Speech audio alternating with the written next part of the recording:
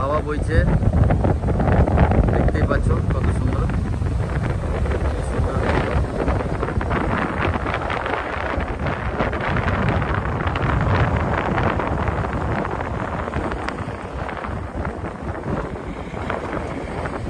মনে হচ্ছে দূর থেকে দূরে বৃষ্টি হচ্ছে,